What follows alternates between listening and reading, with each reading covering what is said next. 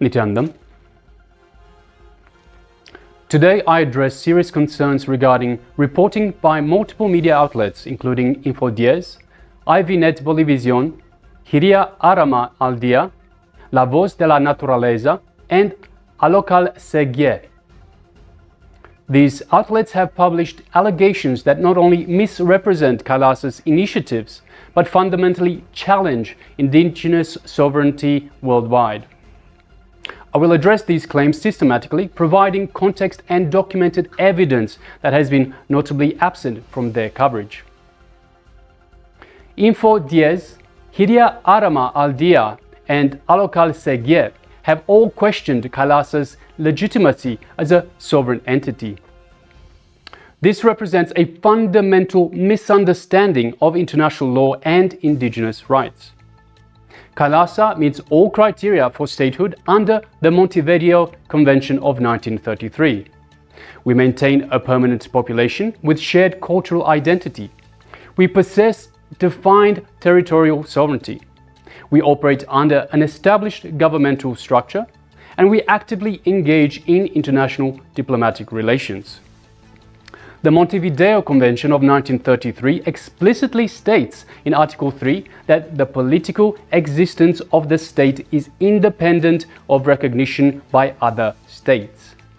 This principle is further reinforced by Article 13 of the Charter of the Organization of American States. The doctrine of continuity in international law clearly establishes that political transitions, temporary territorial disruptions, or governance changes do not negate a state's existence, a principle applied to numerous nations throughout history. By characterizing Kailasa as fictional, these outlets effectively tell indigenous communities worldwide, your sovereignty is invalid unless approved by colonial powers. Info Diez and Alocal SeGye have mischaracterized conservation agreements as fraudulent land acquisitions. This fundamentally misrepresents the nature and purpose of these partnerships. Let me be very clear. These agreements are between a US-based organization and indigenous Bolivian communities. They are conservation partnerships that explicitly respect indigenous ownership and sovereignty, not land acquisitions in any sense of the word. These partnerships focus on environmental protection and sustainable management, preservation of indigenous knowledge systems, cultural exchange and mutual support, humanitarian assistance based on community priorities. All agreements comply with Bolivian Law Number 465 and the ILO Convention 169 and operate within the constitutional framework that guarantees indigenous self-determination. The Supreme Pontiff of Hinduism is not a signatory to these agreements. The deliberate misattribution reveals these outlets' intent to target indigenous leadership specifically. Info Diez has alleged financial exploitation of indigenous communities, a claim that reveals a troubling colonial perspective on indigenous relationships. The economic components of these agreements represent investments in community development, environmental protection, cultural preservation, resources managed by the communities themselves according to their own priorities. Indigenous communities exercise their constitutional right to self-determination when determining the value of these conservation partnerships. To suggest they cannot determine fair value for their own communities denies their intelligence and agency. The fixation on monetary aspects reveals a capitalist framework that reduces sacred relationships to mere transactions, contrary to indigenous worldviews that value reciprocity and mutual support above financial considerations. Info Diez has claimed these partnerships violate indigenous sovereignty, when in fact they explicitly honor it. All agreements contain provisions that recognize and respect indigenous autonomy, governance structures, and decision-making processes. They operate within Bolivia's constitutional framework, which guarantees indigenous self-determination. Article 30, Section 2.4 of the Bolivian Constitution explicitly guarantees indigenous people the right to self-determination and territoriality. Article 36 of the UN Declaration on the Rights of Indigenous Peoples ensures their right to maintain and develop contracts, relations, and cooperation with their own members as well as other peoples across borders. The real violation of sovereignty is the paternalistic suggestion that indigenous communities need protection from forming partnerships of their choosing, a colonial mindset that treats indigenous people as incapable of making informed decisions. Info Diez has alleged attempts to impose foreign religious practices, a claim that reveals profound ignorance of both indigenous spiritual traditions and their historical connections. Hindu organizations promote religious freedom and respect for all spiritual traditions. The Supreme Pontiff of Hinduism has consistently taught and promoted respect for indigenous spirituality as expressions of universal consciousness.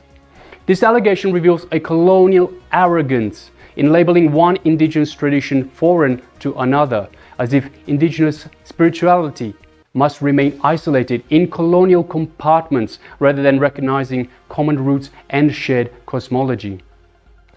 The profound spiritual connection between Hindu traditions and indigenous Bolivian cosmology are extensively documented by anthropologists and spiritual leaders. The Andean deity Pachamama, Mother Earth, and Hindu concept of divine feminine energy share remarkable parallels, as do concept of cosmic balance, reciprocity, and connection to nature. Info Diez and Jiria Arama al Dia have made personal attacks against the Supreme Pontiff of Hinduism, attacks that ignore extensive judicial exonerations. The Supreme Pontiff of Hinduism's lineage traces back through ancient spiritual institutions with formal recognition from traditional authorities. His 1988 appointment was in concurrence with the 68th Jagadguru Shankaracharya of Kanchi Kamakoti Peetham. More importantly, courts worldwide have systematically rejected the allegations these outlets continue to circulate. On February 2, 2024, the Gujarat High Court in India completely exonerated the SPH, the Supreme Pontiff of Hinduism, of all false charges of abduction and kidnapping, with the court directly interacting with the women falsely portrayed as being kidnapped. In the US, the Ohio Federal Court ruled in favor of the Supreme Pontiff of Hinduism and fined the false accuser nearly $500,000 in defamation. Medical evidence conclusively demonstrated that the allegations are biologically impossible. And also in India, the Karnataka High Court declared the Supreme Pontiff of Hinduism's arrest as illegal without any authority and contrary to law. The deliberate suppression of these judicial findings reveals these outlets' intent to persecute indigenous leadership regardless of legal facts.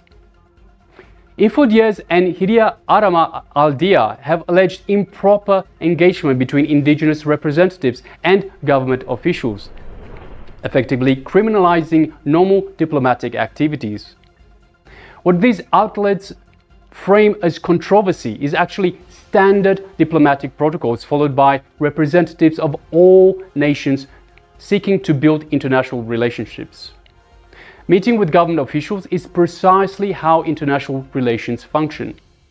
These outlets imply impropriety in absolutely normal diplomatic activities, activities that would never question from Western organizations. This double standard reveals their colonial mindset that indigenous organizations should not engage in international diplomacy.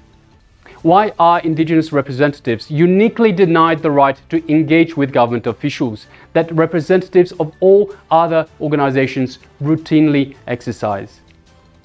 This systematic attempt to criminalize normal diplomatic engagement reveals a true agenda preventing indigenous communities from building international relationships.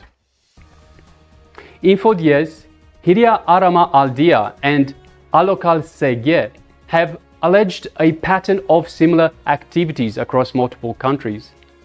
This is not a pattern of fraud, but a systematic commitment to global indigenous solidarity. Yes, indigenous organizations engage with communities worldwide through humanitarian aid and development assistance, cultural exchange and preservation initiatives, environmental conservation partnerships, diplomatic relationship building. These are standard international activities. These very outlets would never question from Western organizations. The actual pattern is a systematic persecution of indigenous organizations by colonial media whenever they form relationships outside of colonial control. The Supreme Pontiff of Hinduism has consistently taught and promoted support for indigenous communities worldwide as a sacred responsibility. This global vision of indigenous solidarity threatens the colonial power structures that rely on keeping indigenous communities isolated. To La Voz de la Naturaleza, whose focus on environmental issues suggests a commitment to ecological protection, we extend an invitation. Investigate the actual conservation work being done through these partnerships. Examine how indigenous communities are leading environmental protection efforts with support from global partners. Compare these conservation initiatives with the environmental impacts of extractive industries like mining and oil and gas in the same regions. To ivNetBoliVision, we extend an invitation to balanced reporting. Speak directly with indigenous communities involved in these partnerships. Hear their perspectives on sovereignty, conservation, and international relations. Examine the constitutional framework that guarantees their right to self-determination and report on how these partnerships operate within that framework. True journalism requires hearing all sides, particularly the voices of indigenous communities whose rights and perspectives are at the center of these issues. What we're witnessing across these media outlets is not balanced reporting, but a pattern of misrepresentation that undermines indigenous sovereignty worldwide. We call on Info Diez, ivNetBoliVision, Jiria Arama al Dia, La Voz de la Naturaleza, and Alocal SeGye to report on judicial exonerations, which you have systematically ignored. Consult indigenous communities directly rather than speaking for them. Examine the constitutional protections for indigenous self-determination. Apply consistent standards to indigenous diplomatic initiatives. Investigate actual threats to indigenous sovereignty from extractive industries. Kailasa remains committed to supporting indigenous sovereignty, environmental protection, and cultural preservation worldwide. We will continue our diplomatic initiatives with transparency and respect for constitutional frameworks. The era when colonial powers could silence indigenous voices through media control is ending.